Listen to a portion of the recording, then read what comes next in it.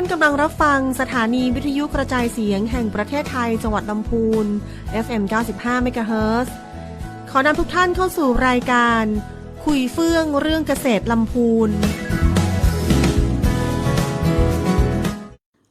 สวัสดีค่ะขอต้อนรับเข้าสู่รายการคุยเฟื่องเรื่องเกษตรลำพูนออกอากาศทางสถานีวิทยุกระจายเสียงแห่งประเทศไทยจังหวัดลำพูน FM 95 เมกะเฮิรตซ์ทุกวันเสาร์เวลา 17 นาฬิกาถึง 18 นาฬิกาวันนี้พบกับเกษตรหน่อยนางอุไรวรรณแก้วล่าตำแหน่งเจ้าพนักงานเคหกิจเกษตรชำนาญงานสำนักงานเกษตรอำเภอแม่ทาในหัวข้อเรื่องกลุ่มส่งเสริมอาชีพลำไยนอกฤดูบ้านหนองบัวหมู่ที่ 12 ตำบลทากาศซึ่งดิฉันเป็นผู้รับผิดชอบงานในตำบลทากาศนี้ที่พ่อแม่พี่น้องเรียกว่าเกษตรตำบลทากาศนั่นเองตำบลทากาศอำเภอแม่ทามีเกษตรกรทั้งหมด 1,245 ครัวเรือนพื้นที่ทั้งหมดจำนวน 9,097.30 ไร่มีพื้นที่การปลูกลำไยจำนวน 5,557.22 ไร่927 ครัวเรือนโดยมีพื้นที่ปลูกมากคือหมู่ที่ 1 จำนวน 1,893.10 ไร่จำนวน 168 ครัวเรือนรองลงมาคือหมู่ที่ 12 จำนวน 764.75 ไร่125 ครัวเรือนและหมู่ที่ 11 จำนวน 511.90 ไร่105 ครัวเรือนต่อไปจะเป็นการนำเสนอโดยนายจุมพล นันทากาศประธานกลุ่มส่งเสริมอาชีพลำไยนอกฤดูบ้านหนองบัวเลขที่ 193 หมู่ 12 ตำบลทากาศอำเภอแม่ทาจังหวัดลำพูนครับวันนี้ผมก็นายชุมพล นันตากาศอยู่บ้านเลขที่193หมู่12บ้านหนองบัวตำบลทากาศอำเภอแม่ทาจังหวัดลำพูนก็อายุก็64 ปีตอนนี้ดำรงตำแหน่งองกม.หมู่บ้านและหมวกใบที่2ก็เป็นสมาชิกสภาเกษตรกรจังหวัดลำพูนอาชีพหลักทำลำไยนอกฤดูอาชีพเสริมอบลำไยแห้งเนื้อสีทองชื่อกลุ่มก็กลุ่มวิสาหกิจชุมชนลำไยเนื้อสีทองรวมใจทากาศเหนือครับก็วันนี้นะครับก็ขอนำเสนอข้อมูลพื้นฐานของพื้นที่เรื่องของการรวมกลุ่มในการส่งเสริมการเกษตรประกอบโดยกลุ่มส่งเสริมอาชีพลำไยนอกฤดูบ้านหนองบัวได้จัดตั้งขึ้นเมื่อวันที่ 1 มกราคม 2552มีสมาชิก13 รายชาย7 รายหญิง5 รายตั้งอยู่บ้านเลขที่193หมู่12ตำบลทากาศอำเภอแม่ทาจังหวัดลำพูนผลิตภัณฑ์หลักของกลุ่มลำไยสดและลำไยอบแห้งเนื้อสีทองกิจกรรมของกลุ่มที่ดำเนินการได้แก่การลดต้นทุนการผลิตลำไยการเพิ่มผลผลิตลำไยการเพิ่มพูนความรู้เกี่ยวกับเทคนิคการตัดแต่งกิ่งลำไยสมาชิกรวมมือกันลงมือผลผลิตภัณฑ์ลำไยอบแห้งเนื้อสีทองออกสู่ตลาดปีละ6 ตันหรือ 6,000 กิโลกรัมกิจกรรมลำไยนอกฤดูพื้นที่ 1,786 ไร่ตำบลทากาศอำเภอแม่ทามีการปลูกลำไยช่วงฤดูปลูกลำไยจากมกราคมกุมภาพันธ์ช่วงฤดูเก็บเกี่ยวก็อยู่ที่กรกฎาคมถึงธันวาคมเป้าหมายการดำเนินงานลดต้นทุนการผลิตจาก 19,260 บาทต่อไร่เป็น 17,260 บาทหรือ 10% เป้าหมายผลผลิตเพิ่มผลผลิตจาก 1,200 ต่อไร่เป็น 1,440 กก.ต่อไร่นะครับเป้าหมายรายได้ 27,500 บาทต่อไร่ประมาณการนะครับรายจ่าย 17,260 บาทต่อไร่นะครับสถานการณ์ใช้เทคโนโลยีการลดต้นทุนการผลิตด้านเคมีนะครับด้านปุ๋ยเคมี การวิเคราะห์ธาตุอาหารในดินการผสมแม่ปุ๋ยตามค่าวิเคราะห์สุดดินการผลิตปุ๋ยอินทรีย์เพื่อลดต้นทุนการใช้สารเคมีฮอร์โมนอาหารเสริมการผลิตน้ำหมักทดแทนใจเคมี 2. การผสมสารตั้งต้นอาหารเสริมเพื่อลดการซื้อแบบสำเร็จรูปสารป้องกันกำจัดศัตรูพืชการใช้วิธีกลในการป้องกันกำจัดศัตรูพืช 2. การใช้สารชีวพันธุ์ในการลดต้นทุนการใช้สารเคมี 3. การหมั่นสำรวจแปลงวิเคราะห์การเข้าทำลายของศัตรูพืชในระดับเศรษฐกิจการติดตามข่าวสารสภาพอากาศและโรคแมลงศัตรูพืชผ่านช่องทางต่างๆรวมถึงแปลงพยากรณ์ของศูนย์กำจัดศัตรูพืชชุมชนสจสตำบลต้นทุนการผลิตตำบลท่าอากาศอำเภอแม่ทามีต้นทุนการผลิตลำไยนอกฤดูโดยมีต้นทุนเป็นเงินนะครับ 19,260 บาทต่อไร่ต้นทุนการผลิตลำไยนอกฤดูปี2569ตำบลท่าอากาศอำเภอแม่ทาจังหวัดลำพูน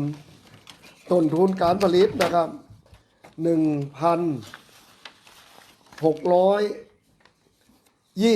1,625 บาทแล้วก็ด่านปุ๋ยเคมี 3,350 บาทด่านฮอร์โมนอาหารเสริม 2,850 บาทสารป้องกันกำจัดศัตรูพืช 1,150 บาทค่าแรงงานก่อนการเก็บเกี่ยวนะครับ 5,885 บาทค่าแรงในการเก็บเกี่ยว 3,600 บาทค่าแรงงานหลักการเก็บเกี่ยว 1,800 บาทรวม 19,260 บาทสถานการณ์ด้านการตลาดนะครับวิธีการตลาดสถานการณ์ตลาดของตำบลท่าอากาศเฮาสถานการณ์ตลาดวิธีตลาดก็ลักษณะการซื้อขายนะครับจุดจำหน่ายรับซื้อแบบเมาสวนหรือโต๊ะเขียวก็อันนี้ก็ใจพอค่าคนกลางนะครับมันมีหลายแบบบ้านเฮานะครับ 2. การเก็บเกี่ยวและนำผลผลิตมาสู่โรงนะครับโดยเก็บเกี่ยวเองนะครับขายตามจุดรับซื้อตัวแทนรับซื้อนะครับการรวมกลุ่มนะครับการขายนะครับจุดรับซื้อรวงนะครับอันนี้ก็เป็นวิธีของคนบ้านตำบลท่าอากาศเฮานะครับการบริโภคในประเทศนะครับคาดว่าความต้องการบริโภคภายในประเทศประมาณนะครับ 50,000 ตันหรือเนื่องจากนะครับภาครัฐมีมาตรการนะครับส่งเสริมการสนับสนุนการรณรงค์โดยการประชาสัมพันธ์ผ่านสื่อต่างๆให้ประชาชนหันมาบริโภคลำไยมากขึ้นนะครับการส่งออกนะครับคาดว่าจะมีการส่งออกลำไยสดและผลิตภัณฑ์ประมาณนะครับ600,000 ตันนะครับก็600,000 ตันนะครับอันนี้ก็ลำไยสดนะครับเพิ่มขึ้นจากปีที่ผ่านมาร้อยละ 1.36 นะครับเนื่องจากสาธารณรัฐประชาชนจีนอินโดนีเซียและฮ่องกงซึ่งเป็นตลาดส่งออกลำไยที่สำคัญของไทยนะครับยังมีความต้องการบริโภคลำไยเพิ่มขึ้นอย่างต่อเนื่องรวมความต้องการลำไยสดและผลิตภัณฑ์จากกลุ่มประเทศอาเซียนนะครับโดยเฉพาะเวียดนามมีแนวโน้มเพิ่มขึ้นอย่างไรก็ตามนะครับภาครัฐควรส่งเสริมและสนับสนุนการขยายการส่งออกในตลาดใหม่ได้แก่กลุ่มประเทศตะวันออกกลางนะครับ ตะวันออกกลางส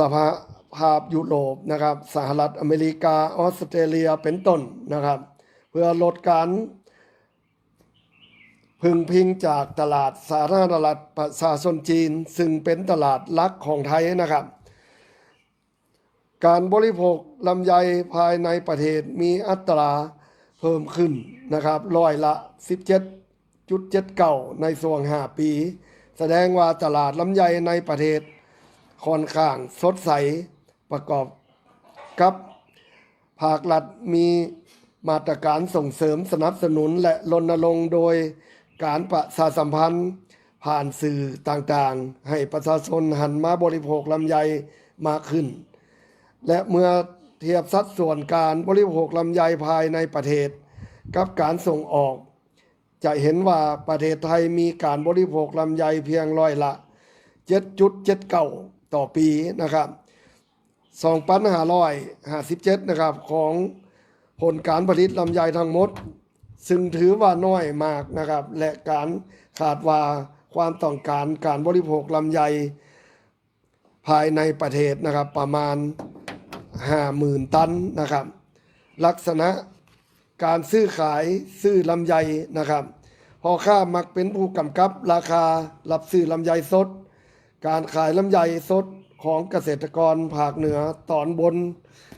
แบ่งได้3แบบคือการขายแบบเมาสวนหรือโต๊ะเขียวเป็นการซื้อขายล่วงหน้าโดยตกลงราคาซื้อขายในช่วงออกดอกหรือเริ่มต้นผลเล็กๆบางแห่งนะครับขายเมาสวนในช่วงที่ผลผลิตแก่การกำหนดราคานะครับขึ้นกับการขาดตลาดการคะเนผลผลิตของพ่อค้าซึ่งเกษตรกรมักขายได้ในราคาต่ำเนื่องจากยังไม่ทราบราคาหรือภาวะตลาดล่วงหน้าเกษตรกรอาจขายเหมาทั้งสวนหรือบางสวนผู้รับซื้อเป็นพ่อค้าท้องถิ่นและนำไปจำหน่ายต่อให้พ่อค้ารวบรวมผลผลิตในจังหวัดหรือต่างจังหวัดเกษตรกรเก็บเกี่ยวและนำผลผลิตมาขายตามจุดรับซื้อรายได้ขึ้นอยู่กับปริมาณผลผลิตและราคารับซื้อที่พ่อค้ากำหนดในช่วงเวลานั้นๆและสถานที่นั้นๆการรวมกลุ่มการขายเป็นการรวมกลุ่มเกษตรกรขายผลผลิตรวมกันให้พ่อค้าเพื่อสามารถต่อรองราคากันได้แต่มักนิยมแหล่งรับซื้อผลผลิตโรงงานแปรรูปตำบลท่ากาศอำเภอแม่ทามีจุดรับซื้อลำไยหลุดลวงจำนวน4 แห่งใหญ่ๆจุดแปรรูปลำไยอบแห้งเนื้อสีทองจำนวน2 แห่งโดยทางกลุ่มได้จัดทะเบียนกลุ่มวิสาหกิจชุมชนลำไยเนื้อสีทองรวมใจท่ากาศเหนือรหัสทะเบียน6-51-02-03-1-0033ครับพักฟังเพลงกันเพราะๆกันสักครู่นะคะแล้วกลับมาพบกันใหม่ในช่วงที่2ค่ะ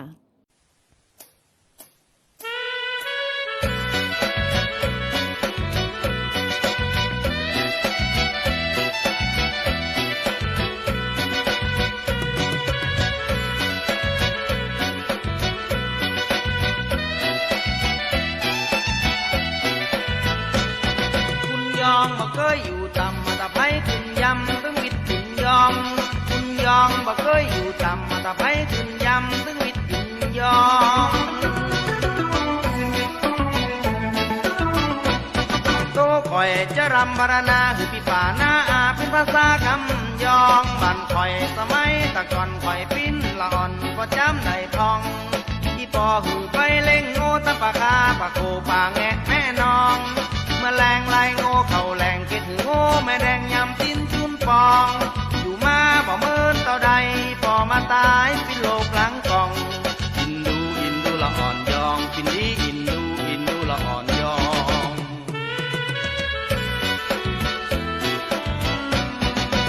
ยองบอกเคยอยู่ต่ำมาตะไคร้ขึ้นยำตึงวิทย์ขึ้นยองคุณยองบอกเคยอยู่ต่ำมาตะไคร้ขึ้นยำตึงวิทย์ขึ้นยองโตข่อยกลายปินกำพร้าพี่ป่าหน้าบ่เลี้ยวหน้ามามองจำใจต้องไปอยู่วัดจอยปรนนิบาตทุกปู่กูบาทองงูควายให้นาป่าตั้งก็หือให้วางช่วยดูแลสอดส่องคุณมีได้ปิ้นพาน้อยหมดไส้อ้อยลอยกำโสดเพิกทอง เห็นจุบทำตีโทเอกเลยได้เพกเป็นตุลุงยองตุลุงกูบายองตุลุงกูบายอง คุณยองบ่เคยอยู่ต่ำมาตะไคร้ขึ้นยำตึงวิทย์ขึ้นยองคุณยองบ่เคยอยู่ต่ำมาตะไคร้ขึ้นยำตึงวิทย์ขึ้นยองอยู่วัดจอยพัฒนาซีกออกมาเลยปิ้นน้ำยองน้ำแก้วน้ำคำน้ำสีพี่น้ำทองดีอเมปากกองน้ำทิพย์ซีกไปปิ้นครูส่วนน้ำจูอยู่ฝ่ายปกครองทำปันกาขายกล้วยไข่ลำปางเชียงใหม่เชียงรายเชียงของสียนขายเครื่องสูบน้ำร่ำรวยเจนล่ำอยู่ป่าซางบ้านยองสียนก็เล่งยองสียนก็เล่งยองคุณยองบ่เคยอยู่ต่ำมาตะไคร้ขึ้นยำตึงวิทย์ขึ้นยองคุณยองบ่เคยอยู่ต่ำมาตะไคร้ขึ้นยำตึงวิทย์ขึ้นยองเปิ้นปรุงปินดีมีหางเฮาก็ล่างลอยเหมือนเปิ้นทองเวิร์กฮัดของเพลงเสียงใสบ่เหมือนเต่าใดคงได้ปิ้นหนักทองหากเก็บวางขายเมื่อใดอุดหนุนชินาใจคนละกล่องสองกล่องแต่งกันบุรินเอามนใจว่าก่อโกนเปิ้นหมุนมองเพลงยองจบเพลงเท่านี้ขอลาทีสวัสดีพี่น้องสวัสดีเพลงยองขอลาทีสวัสดีเพลงยองคุณยองบ่เคยอยู่ต่ำมาตะไคร้ขึ้นยำตึงวิทย์ขึ้นยองคุณยองบ่เคยอยู่ต่ำมาตะไคร้ขึ้นยำตึงวิทย์ขึ้นยองคุณยองบ่เคยอยู่ต่ำตะไคร้ขึ้นยำตึงวิทย์ขึ้นยองคุณยองบ่เคยอยู่ต่ำตะไคร้ขึ้นยำตึงวิทย์ขึ้นยองคุณยองบ่เคยอยู่ต่ำมาตะไคร้ขึ้นยำตึงวิทย์ขึ้นยองคุณยองบ่เคยอยู่ต่ำตะไคร้ขึ้นยำตึงวิทย์ขึ้นยองคุณยองบ่เคยอยู่ต่ำมาตะไคร้ขึ้นยำตึงวิทย์ขึ้นยองคุณยองบ่เคยอยู่ต่ำมาตะไคร้ขึ้นย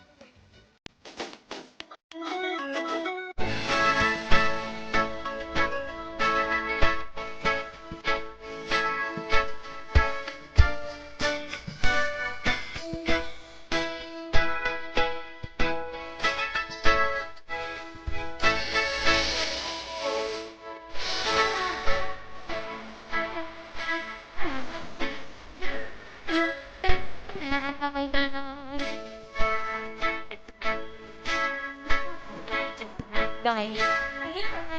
pin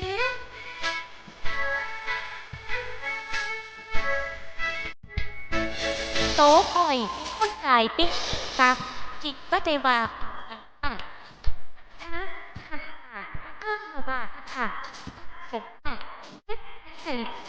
nào chào bị bỏ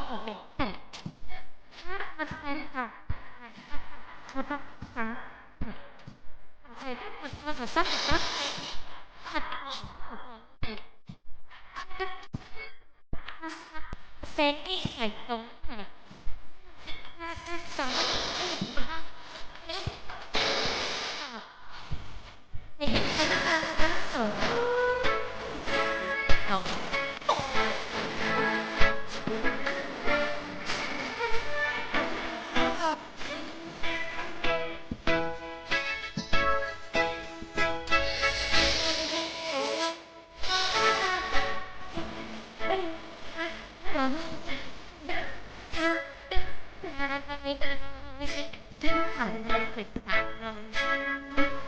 đừng bạc rồi pin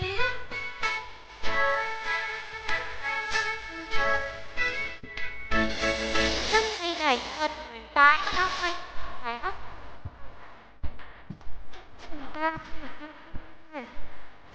ถึงโตอ่ะถึงหาข้าวใส่ตู้แบบตัวใส่แค่เอาโอ้เนี่ยมาที่คนอ่านเล็กเล็กเจ๊ต้องตั้งไหนนะก็ใส่ก็ยังตั้งเจ๊เจ๊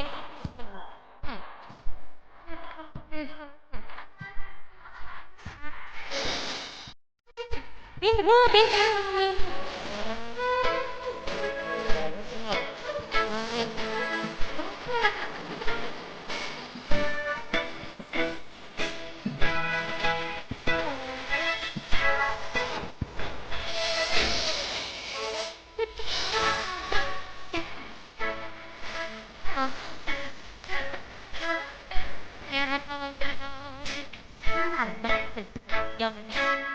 học là được bạn rồi pin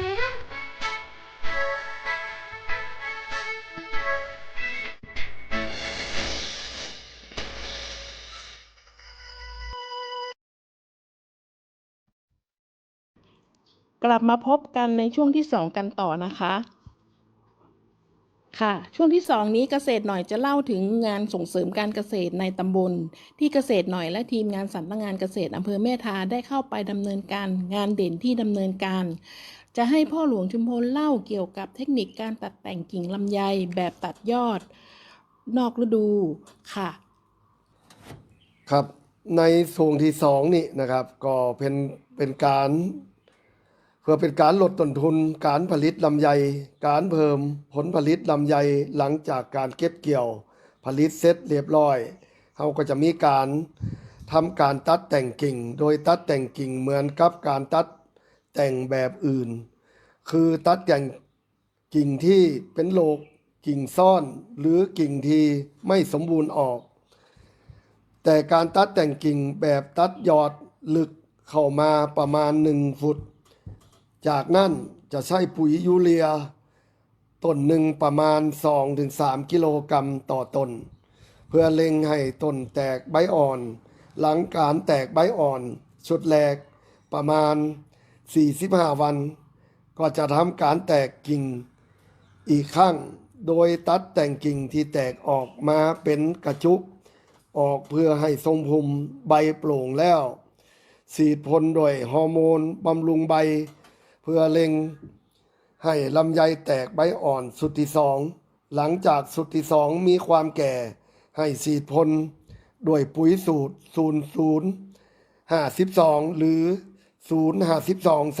05234และน้ำตาลทรายทางทันควันนะครับอย่างละ1 กิโลกรัมผสมกับน้ำ200 ลิตรฉีดพ่นประมาณ 2-3 ครั้งห่างกันครั้งละ7 วันเพื่อเล็งให้ใบลำไยมีการสะสมแป้งและน้ำตาลสังเกตใบลำไยคือถ้าเส้นใดใบพองนูนจนเห็นเป็นเส้นใบเด่นชัดแสดงว่าลำไยมีการสะสมแป้งและน้ำตาลสามารถหลาดสารคอเรตเพื่อบังคับให้ลำไยออกดอกได้และถ้าฉีดพ่น2-3 ครั้งใบ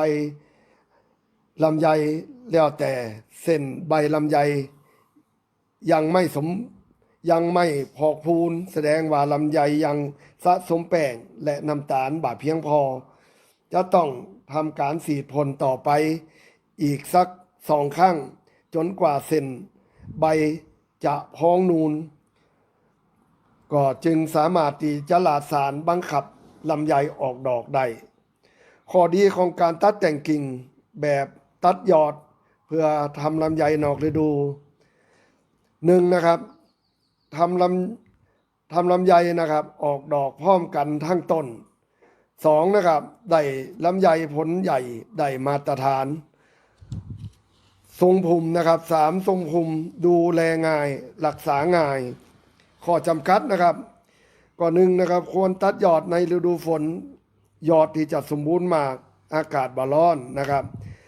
ในฤดูร้อนอากาศแห้งบ่เหมาะสมกับเทคนิคในการตัดแต่งกิ่งแบบตัดยอด เพราะทำให้ผิวของกิ่งแห้งนะครับครับก็ผลของการตัดแต่งกิ่งนะครับก็ต่อให้หน่อยนึงนะครับก็เกี่ยวกับการตัดแต่งกิ่งเฮานะครับคือการเปลี่ยนยอดลำไยใหม่นะครับเพื่อความสมบูรณ์ของกิ่งซึ่งจะได้ผลที่สวยงามนะครับเป็นก่อนคือเฮาได้กิ่งใหม่นะครับการทำกิ่งใหม่เนี่ยมันดีจะได้มันเฮาจากเขาเปลี่ยนยอดเก่าๆออกนะครับหรือว่ากิ่งที่มันซ่อนกันมันบ่สมบูรณ์นะครับเฮาก็ตัดออกแล้วก็เล็งด้วยปุ๋ยนะครับใส่ปุ๋ยตึงเคมีเฮาก็ใช้ยูเรียเข้าไปแล้วหือน้ำหือชุมนะครับแล้วก็ตามโดยปุ๋ยอินทรีย์นะครับเวลาเฮาเปลี่ยนแล้วก็การเปลี่ยนอย่างที่อู่มานะครับก็คือหน้าฝนเฮาต้องทำหน้าฝนถ้าทำในฤดูแล้งหรือว่าแดดจัดๆหลังกิ่งจะเสียหมดนะครับเพราะว่าเฮาไปทำหน้าฝนนี่อากาศมันบ่พอร้อนนะครับอีกอย่างก็ฝนเฮาก็เริ่มสุกซุมมาเฮาก็ทำกิ่งได้ง่ายอีกทั้งลำไยก็พร้อมที่จะป่งเฮาหรือว่าจะแตกกิ่งแขนงได้ดีเฮาก็ทำมือง่ายต่อการดูแลรักษาอีกอย่างหนึ่งก็ประหยัดน้ำนะครับประหยัดน้ำแล้วก็เกี่ยวกับโรคแมลงก็บ่พอเยอะโดยนะครับเฮาก็ทำช่วงฤดูฝนจะดีที่สุดการที่เฮาทำแล้วนะครับทำให้มันติดหน่วยหรือว่าเป็นก่อนดีถ้ามันติดหนักลำไปนะครับเฮาก็ควรจะตัดแต่งจอผลนะครับเวลาลูกเท่าเกินกว่าหัวไม่ขีดหรือว่าเท่ากับลูกบักแข้งนะครับหรือบักเขือพวงนะครับเฮาก็สามารถตัดแต่งจอได้จอผลนะครับเพื่อให้มันออกมาแล้วก็เอาผลดีไว้นะครับอย่างจอมันยาวล่ำเนี่ยบางทีนี่กิ่งเฮาสมบูรณ์เฮาได้จอที่ยาวเกินไปเฮาก็ควรจะตัดจอให้เกินหนึ่งเฮาต้องทำใจนะครับอู่กับคนที่บ้านถึงมันดีๆนะครับแล้วก็ไปตัดแต่งจอผลเพื่อเฮาจะได้ผลผลิตดีออกมาสม่ำเสมอผลโตนะครับอย่าง 2A เนี่ยบ่ต้องอู่ถึง 2A หรือ A เดียวเฮาก็จะได้มากกว่าเต่าที่เฮาปล่อยมันทิ้งไว้ให้มันลูบค้าต้นจนกิ่งแทบเอาบ่ไหวนะครับอย่างนี้เฮาก็ควรจะทำแบบตัดแต่งจอผลอย่างผมว่านี่จะดีที่สุดนะครับถ้าเกษตรกรเฮาใส่ใจเรื่องนี้มันก็จะได้ผลดีปอก้าหันปอก้าก็สอบนะครับเพราะว่าการเก็บเกี่ยวการที่เก็บเกี่ยวผลผลิตมันก็จะได้ใส่ตะกร้าส่งออกเมืองจีนหรือว่าคนเลี้ยงตะกร้าการขัดลำไยการอย่างนี้มันก็จะสะดวกสบายยิ่งขึ้นไปนะครับอันนี้ก็มาชี้แจงกับเกษตรกรเฮาได้นำความรู้เกี่ยวกับตัวนี้ไปใจกันนะครับค่ะขอขอบคุณพ่อหลวงชุมพลนันตกาศมากเลยนะคะ ไม่ทราบว่าถ้าเกษตรกรมีปัญหาหรือข้อสงสัยอะไรจะโทรถามพ่อหลวงได้ที่เบอร์โทรศัพท์อะไรคะครับเบอร์โทรของผมนะครับก็0892622594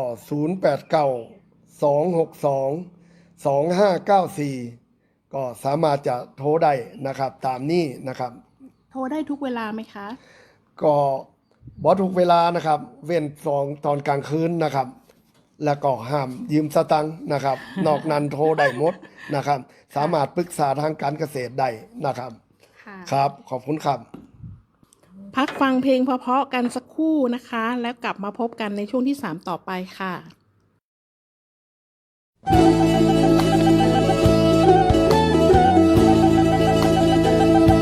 เป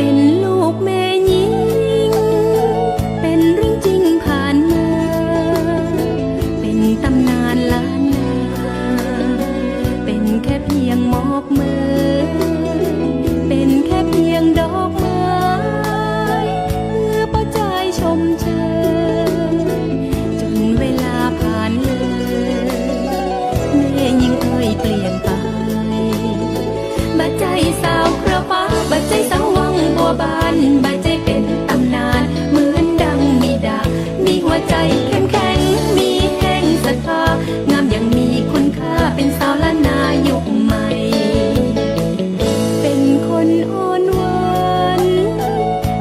ใจคนอ่อนไหวเป็นคนมีน้ำใจบาดใจคนใจง่ายเป็นคนมีฮักแต่ไม่ยอมแพ้ป่อใจไผมาดีก็ดีไปถ้าไผมาหายมาเอาตัวบาดใจสาวเครือฟ้าบาดใจสาววังบัวบานบาดใจเป็นตำนานเหมือนดังมีดามีหัวใจเข้มแข็งมีแห่งศรัทธางามอย่างมีคุณค่าเป็นสาวละนายกใหม่เป็นนายกอบตเป็นสสเป็นรัฐมนตรีเป็นสาวโรงงานเป็นนักบริหารอยากเป็นแม่บ้านที่ดีแค่ยิ่งเฮาวันนี้มีอย่างดีๆเปนละเลย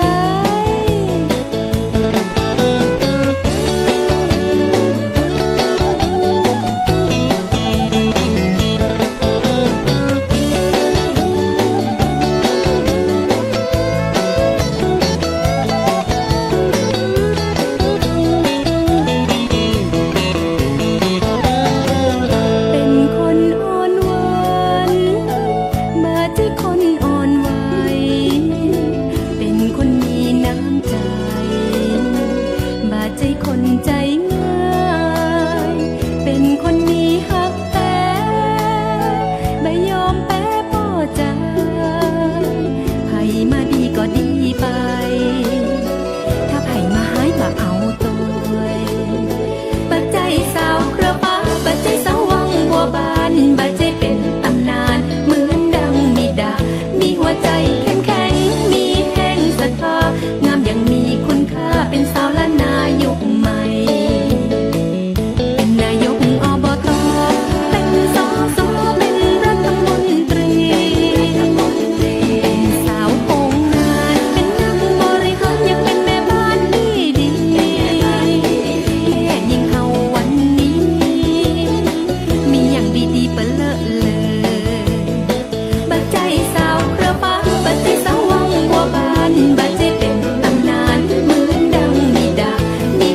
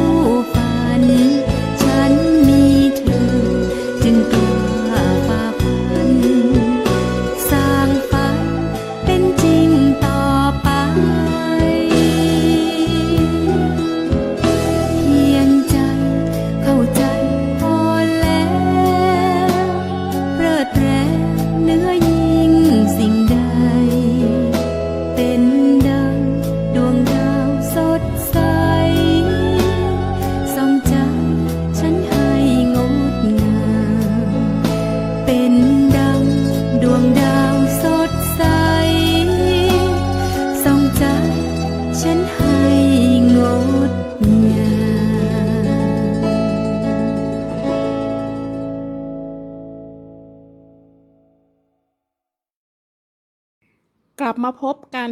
ในช่วงที่ 3 กันต่อนะคะ เรามาขอพ่อหลวงชุมพลนำเสนอเกี่ยวกับการจัดการวัสดุเศษวัสดุเหลือใช้ทางการเกษตรนะคะ ครับการจัดการเศษวัสดุเหลือใช้ทางการเกษตรนะครับการทำปุ๋ยหมักโคนต้นก็ดีนะครับก็อันนี้เราก็จะได้มาเล่าสู่กันฟังนะครับการทำปุ๋ยหมักจากใบลำไยแบบซุ่มโคนนะครับหรือว่าหมักพื้นต้นนะครับก็เป็นวิธีง่ายๆที่ช่วยเปลี่ยนเศษใบไม้รวงให้กลายเป็นปุ๋ยบำรุงดินเพื่อความชุ่มชื้นและปรับโครงสร้างดินบริเวณรอบโคนต้นโดยไม่ต้องเคลื่อนย้ายนะครับหรือใจหลักการหมักแบบธรรมชาตินะครับขั้นตอนการทำปุ๋ยหมักนะครับแบบซุ่มโคนนะครับ1นะครับเตรียมพื้นที่ทำความสะอาดบริเวณรอบโคนต้นนะครับก็รัศมีประมาณ 1-2 เมตรอยู่กับขนาดทรงผมนะครับการกำจัดวัชพืชก็ทำเล็กๆน้อยๆนะครับก็รวบรวมใบไม้นะครับหรือว่าสิ่งกิ่งที่เฮาสะสางลงมาจากใบแห้งก็ดีใบที่เฮาสางออกมาก็ดีนะครับก็ควรเลือกจะเอากิ่งออกนะครับแล้วก็นำใบมาสุมไว้รอบโคนต้นนะครับก็ความหนานะครับประมาณ 10-15 เซนหรือมากกว่านั้นก็ได้นะครับโดยเว้น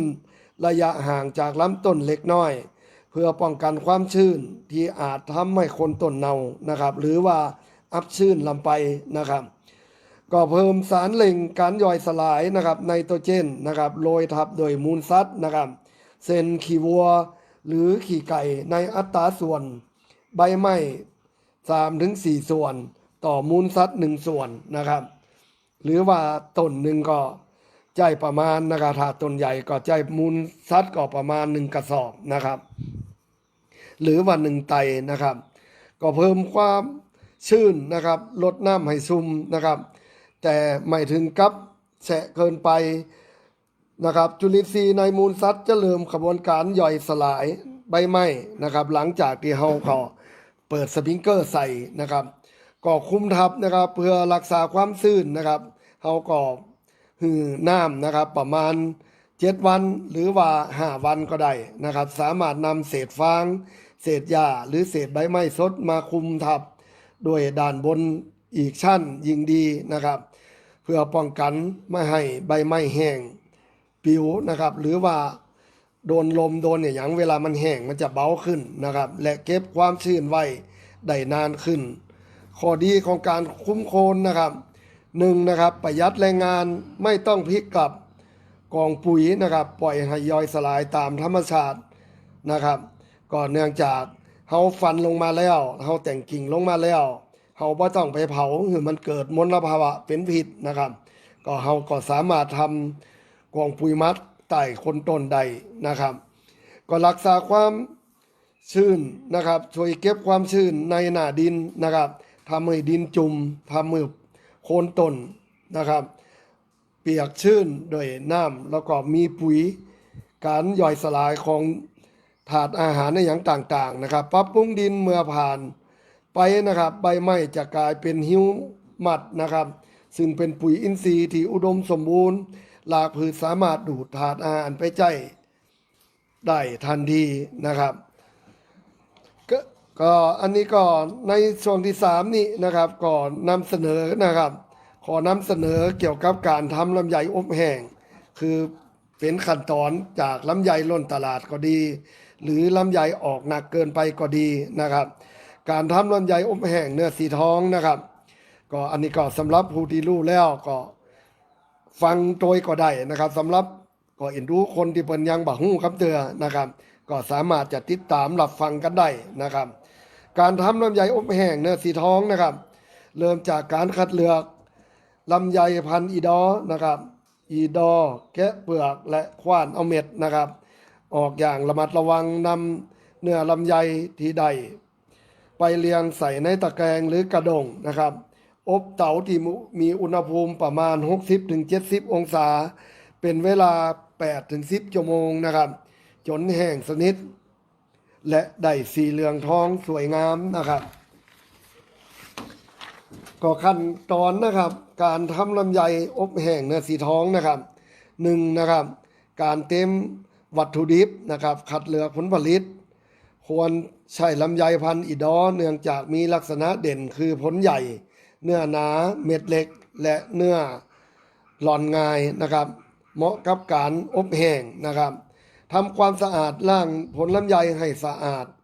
เพื่อกำจัดเศษฝุ่นและสิ่งสกปรกแล้วพึงให้เสด็จน้ำการแกะเปลือกการคว้านเม็ดนะครับแกะเปลือกออกให้หมดใช้ปลายมีดนะครับหรือเล็กนะครับหรือวัสดุที่เฮาได้คว้านเม็ดออกนะครับกรีดบริเวณขั้วแล้วดันเมล็ดออกมาในโดยเม็ดในนะครับโดยพยายามรักษาเนื้อลำไยให้เป็นรูปทรงถ้วยสวยงามและไม่ขาดออกจากกันนะครับคัดแยกเศษเปลือกนะครับหรือเมล็ดที่อาจหลงเหลืออยู่ในเนื้อลำไยให้หมดนะครับการเลี้ยงการอบแห้งนะครับเลี้ยงเนื้อลำไยคว่ำลงบนตะแคงหรือกระดงนะครับโป่งเพื่อให้น้ำหรือความชื้นระบายได้ดีนะครับถ้าเอาคว่ำลงนะครับนำเข้าตู้อบลมร้อนหรืออุณหภูมิที่ร้อนนะครับ60-70 องศาใช้เวลาการอบประมาณ 8-10 ชั่วโมงทั้งนี้ขึ้นอยู่กับขนาดของเนื้อลำไยหรือผลลำไยลูกใหญ่ลูกเล็กนะครับในระยะหรือระหว่างการกระบวนการอบนะครับควรหมั่นตรวจดูนะครับสีของความแห้งของเนื้อลำไยให้มีความสม่ำเสมอการบรรจุเก็บรักษานะครับเมื่ออบเสร็จแล้วผักลำไยให้ไว้อุณหภูมิลดลงเป็นอุณหภูมิในห้องนะครับจากนั้นบรรจุใส่ภาชนะหรือถุง10 ล็อกนะครับที่ปิดสนิทโดยบ่มีอากาศเข้านะครับป้องกันความชื้นนะครับสามารถเก็บไว้รับประทานได้นานหลายปีนะครับหรือเก็บไว้ในที่เย็นนะครับครับสำหรับช่วงนี้ก็ปิดจบนะครับโดยการแจ้งเน้นย้ำระวังฝนทิ้งทวงนะครับให้บริหารจัดการน้ำได้เพียงพอต่อการเกษตรนะครับการจัดการความเสี่ยงการภาวะฝนทิ้งทวงโดยกักเก็บน้ำในแหล่งน้ำในสวนลำไยให้เต็มพิกัดและใจรักคุมดินจัดการน้ำและใช้ปุ๋ยอย่างเหมาะสมเพื่อรักษาความชื้นลดการระเหยของน้ำและป้องกันผลผลิตเสียหายแนวทางบริหารการจัดการน้ำในแปลงเกษตรอย่างมีประสิทธิภาพขุดร่องและทำคันกั้นน้ำยกร่องแปลงปลูกนะครับขุดสระน้ำหรือทำคันดินหล่อแปลงเพื่อกักเก็บน้ำฝนไว้ใจในยามขาดแคลนนะครับใช้น้ำอย่างคุ้มค่าเปลี่ยนจากการปล่อยน้ำท่วมขังหากเป็นไปได้นะครับมาใช้ระบบน้ำหยศหรือการให้ขุดเฉพาะจุดหรือไม่ให้พืชขาดแคลนน้ำนะครับก็อันนี้เราก็สามารถจะทำได้ในส่วนเฮานะครับคุมหน้าดินนะครับใจฟางเศษวัสดุพืชหรือวัสดุเหลือใช้ทางการเกษตรคุมโคนต้นเพื่อรักษาความชื้นดินและลดการระเหยจากแสงแดดนะครับในช่วงฝนทิ้งช่วงนี้นะครับใส่ปุ๋ยถูกวิธีใส่ปุ๋ยอินทรีย์หรือปุ๋ยหมักเพื่อเพิ่มความสามารถในการอุ้มน้ำของดินและแบ่งใส่ปุ๋ยเป็นระยะเมื่อดินมีความชื้นเพียงพอนะครับทางนี้ในเขตพื้นที่ตำบลท่ากาศเกษตรกรสามารถติดตามพยากรณ์อากาศและคำแนะนำด้านการเกษตรได้โดยตรงจากศูนย์ปฏิบัติฝนหลวงภาคเหนือหรือตรวจสอบการให้บริการฝนหลวงเพื่อช่วยเหลือพื้นที่เกษตรที่ประสบภัยแล้งได้จากกรมฝนหลวงและการบินเกษตรนะครับเราก็ได้รับข้อมูลงานเกษตรในตำบลทากาศของอำเภอแม่ทากันไปแล้วนะคะหากสนใจหรือมีข้อมูลสอบถามเพิ่มเติมสามารถติดต่อได้ที่สำนักงานเกษตรอำเภอแม่ทาเบอร์โทรศัพท์ 0539762295 วันนี้เกษตรหน่อย เบอร์โทรศัพท์ติดต่อนะคะ เบอร์ 0979248712 จะขอลาไปเพียงเท่านี้ พบกับรายการคุยเฟื่องเรื่องเกษตรลำพูนในวันเสาร์หน้า เวลาดี 17 นาฬิกาถึง 18 นาฬิกาทาง FM 95 เมกะเฮิรตซ์ สวัสดีค่ะ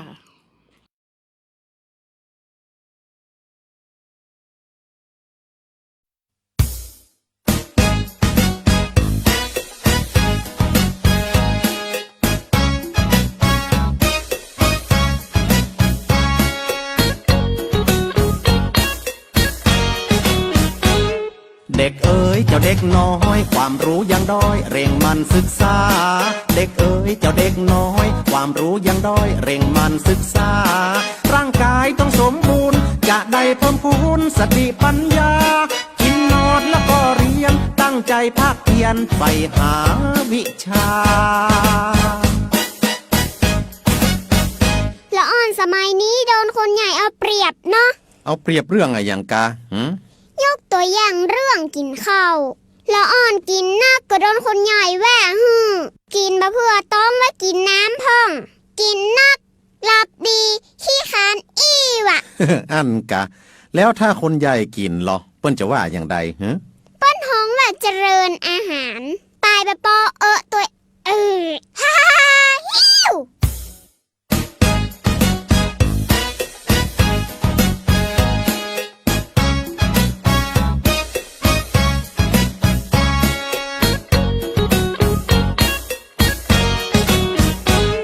เด็กเอ๋ยเจ้าเด็กน้อยเจ้ามีปมด้อยอนาถจริงนา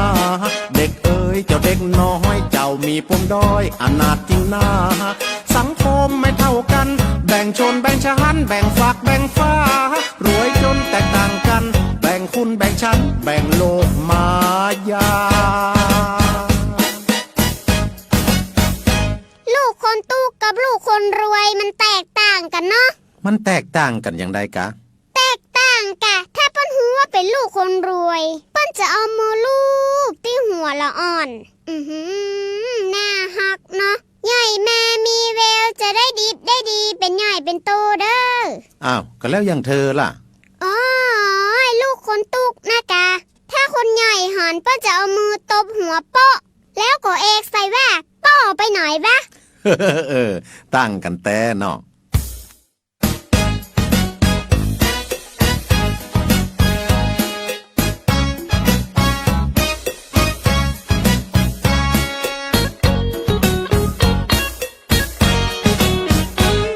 เด็กเอ๋ยเจ้าเด็กน้อยพวกเจ้ายังด้อยตอนโลกหนักหนาเด็กเอ๋ยเจ้าเด็กน้อยพวกเจ้ายังด้อยตอนโลกหนักหนาหัวใจไร้มนทินหัดโบกหัดบินบนโลกมายาผุดผ่องไร้ย่องใยบริสุทธิ์สดใสไร้เดียงสา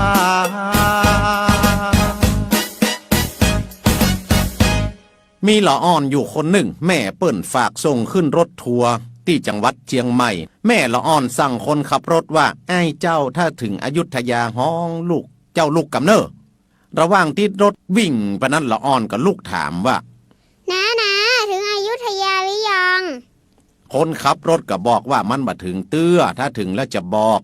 ขับรถต่อไปเรื่อยๆพอไปถึงกึ่งกลางตังละอ่อนก็ถามทำไมนะถึงอยุธยาหรือยัง คนขับก็ชักจะรำคาญเนาะก็จึงเอ็กใส่ละอ่อนไปว่าจะไปปากถ้าถึงแล้วจะบอกให้รับไปเลยถ้าถึงแล้วจะบอกหูกอกำนี้คนขับรถก็ขับไปเรื่อยๆจนไปถึงกรุงเทพกึดใจได้เป็นว่าละอ่อนนอนหลับอยู่ในรถหันก้อยคนขับรถก็จึงได้กลับรถทัวร์ปิกมาที่อยุธยาพอมาถึงอยุธยาก็ห้องละอ่อนลูกแหละหนูตื่นถึงอยุธยาแล้วละอ่อนก็ลุกขึ้นมาฝั่งเอาห่อข้าวออกมากินเสร็จเรียบร้อยคนขับรถก็ถามว่าอ้าวถึงอยุธยาแล้วจะได้ว่าบ่ลงรถล่ะฮะละอ่อนก็ตอบไปว่าแม่บอกว่าถ้าถึงอยุธยาแล้วฮือเตห่อข้าวมากินแล้วหนูจะไปลงที่ไหนล่ะจะไปลงหมอชิดกรุงเทพนั่นต้องแตกเหียเตอกู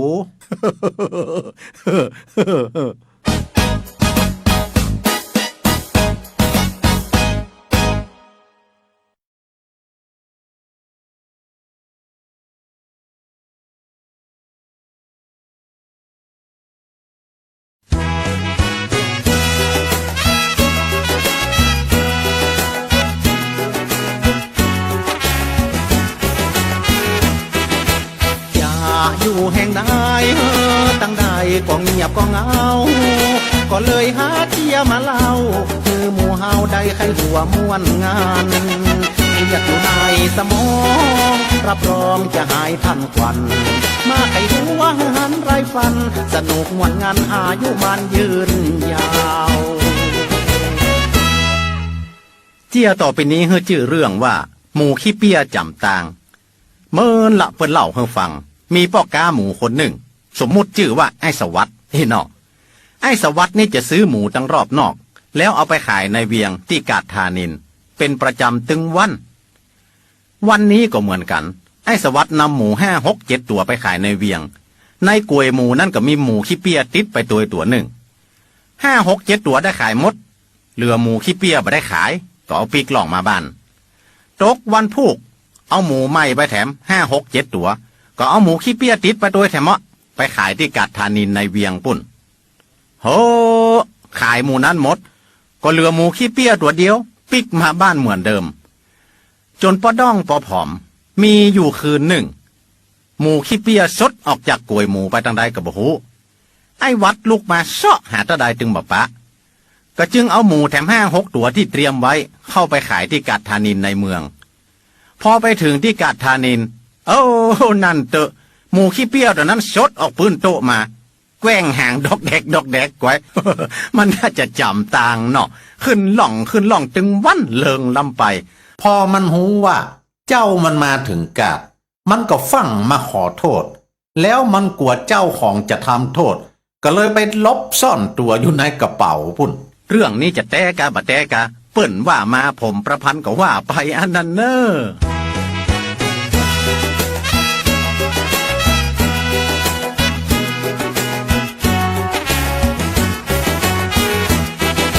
โปรดทำใจนิดเรื่องเศรษฐกิจนี่นะเฮาทุกคนรอท่าถึงเวลามันจะดีขึ้นเองใครบ่ต้องเดือดร้อนมาต่อกลอนร้องรำทำเพลงแล้วมันก็จะลืมไปเองกายจากฟังเพลงจะเล่าเจียงให้ฟังเจียต่อไปนี้ให้ชื่อเรื่องว่าสามเกลอขี้เมาเหรอต้องฟังชื่อนี่ถ้าอย่าชอบกินเหล้าพ่องเนาะสามเกลอนี่บ่ใจอันอย่างนะพี่น้องมันเป็นสัตว์1เต่า2จักกะเลอเกี้ยง3แมงแสนตีนหรือกิ้งกือหรือว่าแมงคาที่เขาฮ้องกันนี่นะนั่งกินเหล้าด้วยกันจนประเมาวันค่ำคืนหุ่งเอาจนเหล้าหมดจักกะเลอเกี้ยงก็ขึ้นว่าเต่าเนี่ยออกไปซื้อเหล้ามาเพิ่มเติมเต่าก็ตอบว่าอ๋อเฮามันเกลียวจ้านะก่อนไปวันนี้เดือนหน้าพวกเขาจะมาไม่ได้กินแล้วว่านี่เหรอเต่าก็บอกว่าเอาอย่างนี้ดีกว่าจักกะเลอเกี้ยงไปเถอะเนาะจักกะเลอเกี้ยงได้ยินเนี่ยอันก็ว่าเฮาสำหาอย่ากะเตียวบะจ้างโลดลูกเดียวเราจะฟ้าไม่ได้กินแล้วโหแมงแสนตีนไปบ่แมงแสนตีนได้ยินอย่างอันก็ตอบไปว่าตกลงเฮาจะไปก็ได้สหายอยู่นี่รอเฮาเนอะว่าแล้วแมงคาหรือแมงแสนตีนก็ได้ลงจากบ้านไปเพื่อจะไปซื้อเหล้ามาให้สองเกลอรอแล้วรอเหล้ามันเข้ารอเคียวจนพอแจ้งก้อยแมงแสนตีนยังมาเตื้อเต่ากับจักกะเลอเกี้ยงก็จะแยกย้ายกันไปพอลงมาถึงคันใดหันแมงแสนตีนนั่งงมอยู่หันเต่าก็โมโหขึ้นว่าอ๋ออันนี้แสดงว่าซื้อเหล้ามากินคนเดียวจนพอเมานั่งคันใดเนี่ยแม่นก็แมงแสนตีนได้ยินอย่างนั้นก็ขึ้นว่า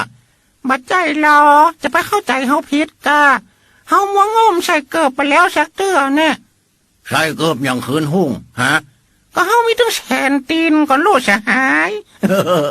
เรื่องนี้จะแท้กะบัดแท้กะสามเกลอขี้เมาเปิ่นว่ามาผมประพันธ์ก็ว่าไปอันนั้นเนอ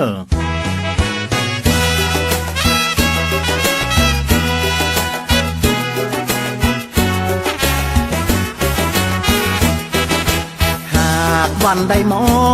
งเงินทองของเฮาหมดไปมานั่งมองร้องไห้ไผผู้ใดจะให้หยิบยืมสู้มานั่งกันนัวไข้หัวกำเดียวก็ลืม อย่ามัวโศกเศร้าเหงาซึมอย่าฮือมันลืมฟังเล่าเจียกำเมือง